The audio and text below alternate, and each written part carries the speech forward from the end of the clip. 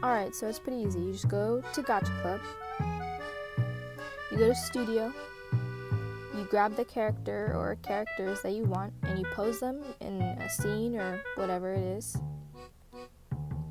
And then you go to Backgrounds, and you pick one of these black and white ones. See, one of these.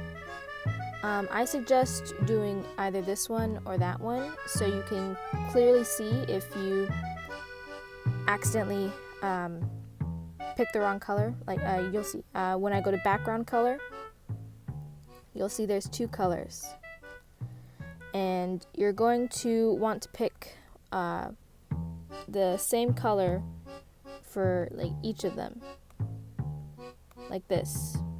Make sure that these two are the exact same color, otherwise you're gonna have problems removing the background. It's gonna be all glitchy or whatever. Just make sure they're the same color and you should be fine. So I'm going to, usually I'd make it like this hot pink color, but I'm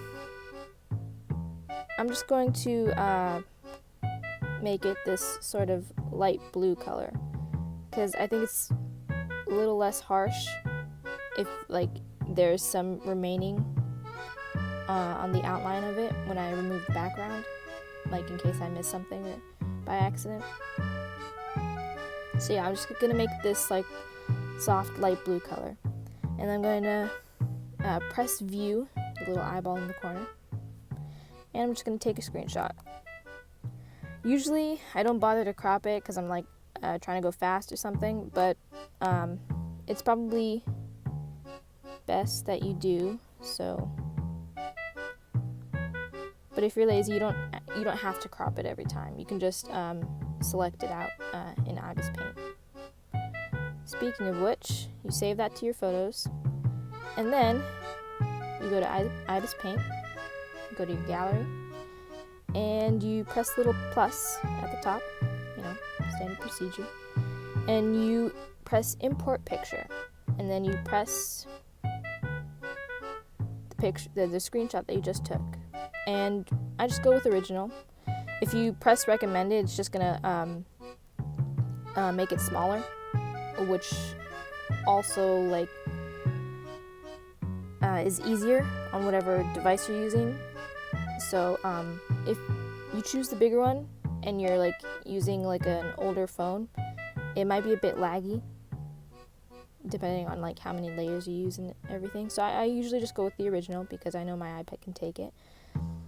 And but it's perfectly fine if you use the recommended. Oh, sorry. And that I just press cancel. You don't want to extract the line drawing. Sorry, I went so fast. I'm just used to pressing cancel every time I import a picture. So now that we have a picture, we're just going to remove the background.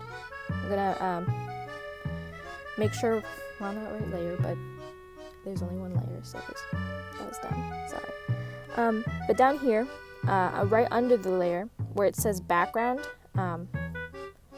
you're going to want to press one of these checkered squares, which if you see when I turn off the layer, you see the background's white. But you're going to press one of these squares, you can see it's transparent now. So if I turn the layer on, you're going to see that you can't see that it's not transparent, obviously. And so now we're going to go to bucket, and then we're going to click eraser bucket. And we're just going to hold and tap the background. And you see now the background is transparent, but there's still like little blue spots here. You're just going to tap on those. You can tap it a couple times to get rid of some of the dots on the outside. So like this. You can zoom in.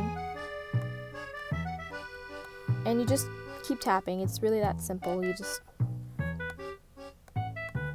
go into the corners, because that's usually where all the little specks are. And then your background's transparent, and you're good to start editing and add in your own background. Oops. And you can just undo that if you do that by accident.